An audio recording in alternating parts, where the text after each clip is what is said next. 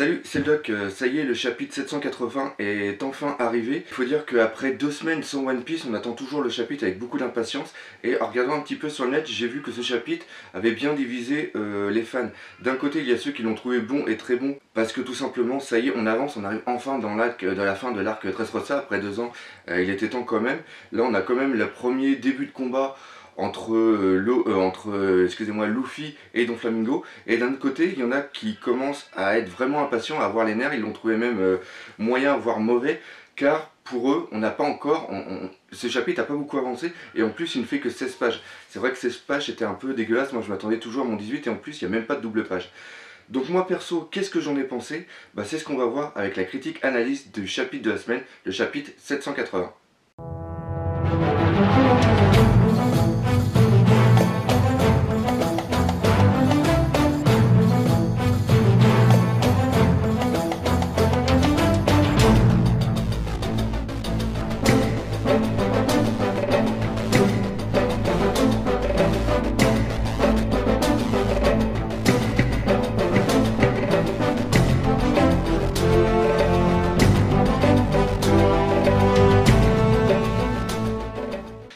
Alors moi perso j'ai pensé que c'était un bon chapitre parce que même si on n'a pas avancé énormément au niveau de la timeline, c'est sûr on est toujours au même stade, c'est-à-dire qu'il y a Law qui est par terre dans l'état vraiment lamentable, il y a Luffy qui est sorti et en face on a Treble et Don Flamingo.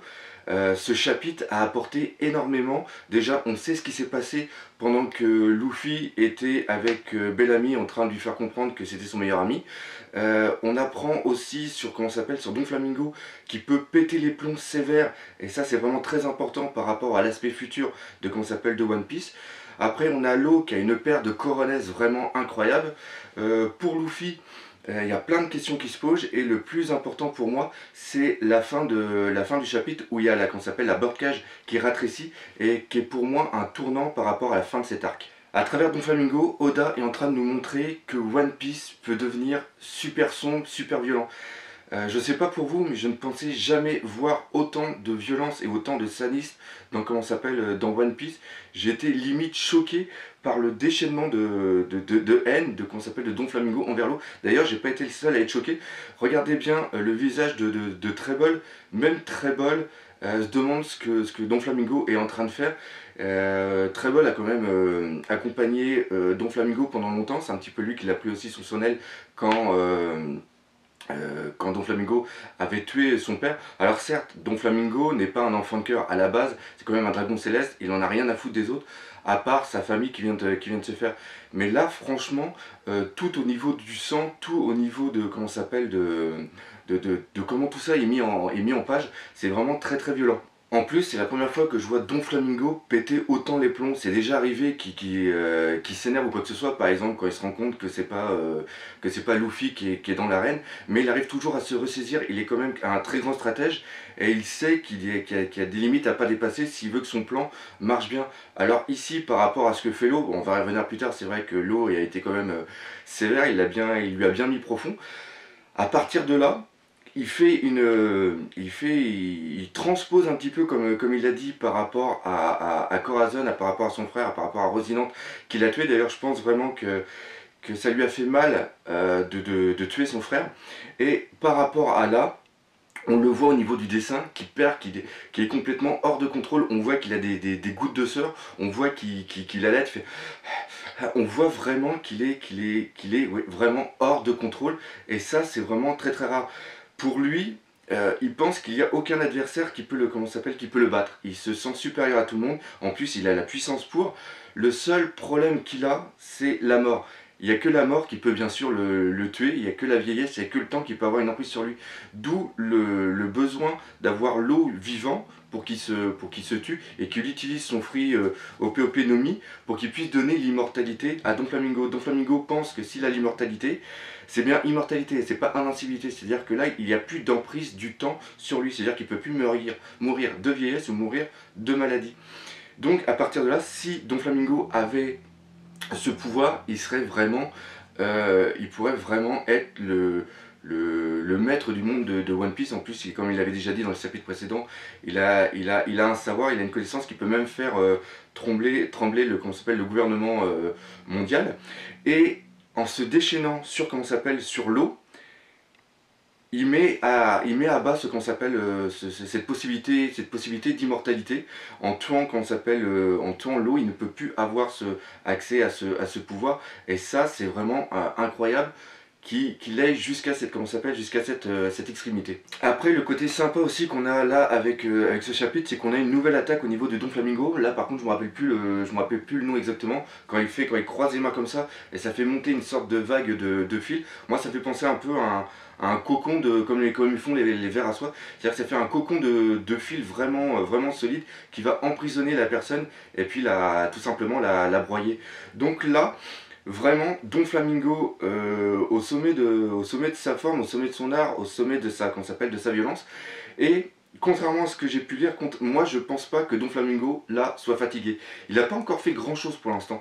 Il a, à part la birdcage qui peut prendre peut-être beaucoup d'énergie, si la birdcage ralentit, enfin rétrécit, je vais reparler plus en détail plus tard, c'est pas parce que Don Flamingo est fatigué, c'est parce que Don Flamingo le veut. Bon, et maintenant parlons de l'eau. L'eau, c'est le mec avec une paire de couilles le plus phénoménal. Le mec, il manque un bras, il pisse le sang, il a pris sévère dans sa gueule depuis tout l'arc de Dressrosa, franchement ça n'a pas été son arc à lui. Et là il se retrouve devant Don Flamingo et Trébol, il sait qu'il peut pas s'en sortir. Don Flamingo le prévient qu'il va crever. Tu peux soit mourir dans la souffrance, soit mourir en te rendant utile et en douceur. Et là, comment ça s'appelle, c'est parfaitement jouissif ce passage. L'eau lui met bien profond en lui disant que oui, s'il peut lui exaucer un vœu, c'est-à-dire faire revenir Rosinante et lécher les bottes de tous les habitants de, comment ça s'appelle, de Dressrosa. Déjà ça le mérite de foutre, comment ça s'appelle, Don Flamingo en l'air. Après surtout, il lui répète encore une fois que Don Flamingo n'a pas conscience de ce qui va se prendre dans sa gueule. C'est-à-dire qu'il lui avait déjà dit ça à l'arc Punk Lazard quand il venait de découper en deux Vergo. Il lui avait dit qu'en 2 ans il s'était passé beaucoup de choses, que eux s'étaient seulement contentés de rester tels qu'ils sont et que la grande vague, ils vont se la prendre sévère. Et enfin le final avec le bon doigt d'honneur, c'est la manière dont, la case est faite, c'est absolument jouissif. Moi perso, à la place de l'eau, me connaissant, j'aurais pas voulu trop m'énerver quand on s'appelle Don Flamingo et j'aurais fait à la rigueur un petit oups. Mais j'aurais pas fait un doigt d'honneur et j'aurais pas fait ravaler la fierté à ce mec qui était au bord de péter les plombs. Et je pense justement ce qui a fait péter les plombs, c'est que Don Flamingo voit en l'eau le spectre de, comment s'appelle, de son frère Corazon. Alors oui, justement par rapport à Rosinante, je sais pas si vous avez vu le parallèle, ça j'aime bien quand Oda fait des trucs comme ça. Quand au début l'eau est à terre, il lui manque le bras et qu'il parle à Trébol et comment s'appelle et Don Flamingo, ça reprend exactement la position où était Rosinante quand il avait protégé l'eau qu'il avait mis dans la caisse, quand on avait eu le flashback. Ça c'est vraiment excellent, il y a vraiment un très bon parallèle où comment s'appelle Don Flamingo est supérieur au niveau de l'eau, il lui braque bien comment s'appelle le flingue en pleine tête et c'était exactement pareil avec Rosinante. Le seul truc qui manque c'est à la gueule, c'est la cigarette. Et après, il y a un deuxième clin d'œil par rapport à Rosinante, c'est quand, comment s'appelle, l'eau est sur le dos. On voit dans son dos, il a son manteau, avec marqué bien sûr Corazon et le symbole de, comment s'appelle, de Rosinante avec son sourire. Et là, Don Flamingo lui tire plusieurs bastos dans le dos, et il y a une des bastos qui va viser en pleine tête du symbole de, comment s'appelle, de Rosinante. Et là-dedans, comment s'appelle, comme il dit Don Flamingo, il veut vraiment mettre un terme entre la liaison entre je vais y arriver, entre l'eau et Rosinante. Et je trouve que là il y a vraiment beaucoup de symbolique qu'on aime bien retrouver dans ce que fait Oda. Maintenant, est-ce que l'eau est mort? Pour moi non, pour plusieurs raisons. Premièrement, à la fin, on entend, quand Luffy est prêt à vraiment s'énerver, on entend, il y a une petite phrase, c'est marqué Mugiwara Ya. Quand, avec la fin Ya, c'est toujours quand on s'appelle, quand l'eau y parle. L'autre chose aussi, c'est que l'eau est quand même un chirurgien et il a pu déplacer ses organes à l'intérieur. Donc, l'eau a pu protéger son corps parce que à chaque fois comment s'appelle, que Don Flamingo tirait, il visait toujours le cœur pour qu'il crève. Alors certes, l'eau a perdu énormément de sang, avoir 5 bastos dans le corps, même dans le monde de One Piece, je pense que ça peut être sévère. Après, la dernière raison que l'eau ne va pas mourir durant cet arc, c'est que le pouvoir de la princesse des Tontatas a été mis trop en évidence. On le voit trop depuis quelques temps. Avec sa larme, elle peut ressusciter, elle peut remettre n'importe quoi à l'état normal, que ce soit objet, lieu ou personne. Donc c'est sûr et certain que Mencheri va arriver pour, comment ça s'appelle, pour sauver l'eau. Il y en a certains d'entre vous qui pourront me dire, oui mais Violette a dit que un de nos amis est tombé. Alors justement, un de nos amis est tombé, je crois que c'est ce terme-là qui a été utilisé. À tomber, ça ne veut pas dire qu'il est mort. Elle avait déjà utilisé ce terme-là quand elle avait expliqué que, comment ça s'appelle, Diamantès était tombé. Diamantès n'est pas mort, Diamantès est KO. Ça veut seulement dire que maintenant, Luffy se retrouve tout seul. Alors Luffy, mon petit Luffy, lui, là, c'est aussi pour lui, c'est vraiment pas son arc, car souvenez-vous, les 2 ans qu'il a passé à s'entraîner comme un malade, et il s'entraînait comme un malade, Luffy n'est pas faible. C'est pour protéger son équipage et protéger ses amis. Il veut plus que ce qui s'est passé sur Shobodi avec, comment ça s'appelle, Kuma qui envoie tout le monde n'importe où et que lui il était absolument impuissant. Il veut plus qu'une situation comme ça se reproduise. Et là, qu'est-ce qui se passe? C'est exactement ça. C'est-à-dire qu'il n'arrive pas à protéger ses amis. Bellamy, il n'a rien pu faire. Il a essayé de lui parler, il a essayé de le raisonner, il n'a pas voulu le frapper, et il a été quand même obligé de lui foutre un grand coup de latte, un grand coup de poing même, dans sa gueule pour pouvoir le calmer. Tout le temps qu'il a perdu à parler avec Bellamy, ça a permis à Don Flamingo de mettre l'eau dans l'état qu'on voit en ce moment. Et là, une fois que, comment ça s'appelle, que Luffy sort, il est tellement vénère par rapport à ce qui s'est passé par rapport à Bellamy qu'il attaque directement Don Flamingo. On va reparler de l'attaque juste après. Une fois qu'il atterrit, son pied arrive dans une flaque de sang, il se rend compte qu'il se passe quelque chose, et là, il voit l'état de, comment ça s'appelle, de l'eau. Donc il se rend compte encore une fois qu'il a servi absolument à rien. Il n'a pas pu protéger son alliance, parce que même si c'est plus qu'une alliance, c'est carrément son pote, comment ça s'appelle, il le dit, l'eau c'est carrément son pote. Et il n'a pas réussi à le protéger, et il pense même qu'il est mort. Et par rapport à ça, Luffy allait peut-être partir dans une rage vraiment trop importante où je pense pas qu'on puisse battre Don Flamingo si on n'a pas réfléchi comme il avait fait déjà Luffy avant. Et c'est pour ça que justement l'eau, lui quand s'appelle, lui parle, il dit Mugiwaraya. Je pense qu'il va essayer de raisonner comment s'appelle Luffy en lui disant de se calmer, de bien se concentrer, et il va peut-être lui dire aussi, c'est ce que je pense qu'il va se passer dans les prochains arcs, dans les prochains chapitres plutôt, il va sûrement lui donner des conseils comment bien avoir comment s'appelle Don Flamingo. Maintenant, au niveau de comment s'appelle, au niveau de l'attaque, je sais pas si vous avez remarqué, l'eau il monte, il passe en Gear 3, il veut foutre un énorme coup de poing. Il envoie le coup de poing et là il y a comment s'appelle, il y a Don Flamingo qui fait la toile d'araignée.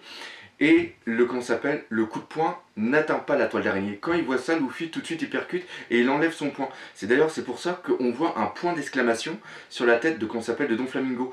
Et Luffy utilise ce qu'on s'appelle ce retour de poing comme une sorte de balance pour pouvoir passer de l'autre côté et là envoyer une nouvelle attaque.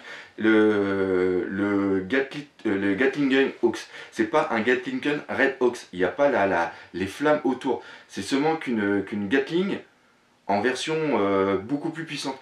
Et ça, c'est vraiment excellent. Parce que je trouve que dans le petit passage qu'on a vu là, enfin que je vous ai expliqué, on voit que Luffy a quand même une maîtrise stratégique du combat. Les 2 ans ont aussi servi à ça. Il a gagné en puissance, mais il a gagné en analyse. Pareil, quand il reçoit les boulets, quand il fait le Fuzen, il a appris maintenant à à les renvoyer ciblés. C'est-à-dire que maintenant, il attaque plus sans réfléchir. Et ça, c'est vraiment excellent. Ça montre vraiment une évolution dans Luffy qui est vraiment très très bonne. Maintenant, il va se passer vraiment quelque chose avec Luffy parce que je sais pas si vous avez entendu les mots vous avez lu les mots de l'eau. L'eau avait une confiance en Luffy, en son équipage. Et maintenant, cette confiance s'est carrément transformée en foi. Il utilise le mot miracle. Il dit à Don Flamingo, l'eau dit à Don Flamingo, l'équipage des Mugiwara sont les seuls capables à faire des miracles. C'est-à-dire que pour l'eau, Luffy a une telle puissance qu'il est supérieur, et je dirais presque qu'il est presque il a presque un pouvoir divin, car le pouvoir, comment s'appelle, tout ce qui peut faire des miracles a vraiment une connotation divine, donc vraiment quelque chose au-dessus. Donc je pense qu'il y a quelque chose qui va arriver. L'eau peut-être a vu quelque chose quand il avait opéré Luffy. Pareil, Sandy, il a peut-être une corrélation, il y a peut-être quelque chose qui est en train de manigancer. Et je pense que ça, ce petit passage-là apporte vraiment, ce chapitre apporte vraiment plein de questions par rapport au futur. Et maintenant, le final avec la birdcage qui ratrécit est pour moi un élément très très important de la fin de cet arc, de la fin du combat. Comme j'ai dit tout à l'heure, la birdcage rétrécit pas. Bah, je me suis peut-être planté, on verra bien ça plus tard. Mais pour moi, il ne rétrécit pas parce que Don Flamingo commence à perdre de la puissance. Don Flamingo a toujours la maîtrise et là il en a marre, il le dit, là faut que ça soit la fin, je sais plus ce qu'il utilise comme terme exactement, mais là il en a ras le cul, là, donc il veut carrément tuer tout le monde, il veut rétrécir la birdcage pour que ça découpe toutes les personnes qui sont dedans, qu'il n'y a que ceux qui vont être dans les sous-sols qui vont pouvoir être sauvés. D'ailleurs, entre guillemets, on ne sait toujours pas ce qui se passe dans tout ça, on ne sait toujours pas la menace qui va arriver et que Sabo doit aller contrer. Donc la birdcage ralentit et met en très grand danger le peuple de Dressrosa. Donc par rapport à ça, je pense que ça va être le déclic pour l'amiral Fujitora vienne botter le cul à Don Flamingo. Même s'il ne vient pas botter le cul à Don Flamingo, il va venir en parallèle aider Luffy. Car pour l'amiral, Don Flamingo est tout ce qui est mauvais. C'est-à-dire qu'il va tuer son peuple. L'amiral a une très grande grandeur d'âme. Il veut protéger les gens, il veut protéger le peuple et il en a marre que les Shichibukai aient autant de pouvoir. Donc il va profiter de ça pour vraiment mettre un fin à cette connerie. Et vaut mieux que ce soit Fujitora qui vienne aider Luffy plutôt que Sabo. Si Sabo était venu, ça aurait fait un Ace 2.0. C'est-à-dire que Ace, bah oui, très bon, que Sabo serait venu et en aidant Luffy, ça aurait rabaissé Luffy. Et Luffy ne doit pas être rabaissé. Luffy est le héros quand même de One Piece, ça faut pas l'oublier. Même si tous les autres personnages sont super bien développés, c'est quand même Luffy qui est le héros. Donc c'est Luffy qui doit apporter la fin de, comment s'appelle, de cet arc. Et si c'est Sabo qui vient pour donner un coup de main et presque, je dirais plus qu'épauler, plus que couvrir Luffy, on serait vraiment dans du très mauvais et ça apporterait pas de, comment s'appelle, de grandeur à Sabo. On ne verrait que Sabo qu'en remplaçant de Ace. Et ça serait vraiment mauvais pour la suite.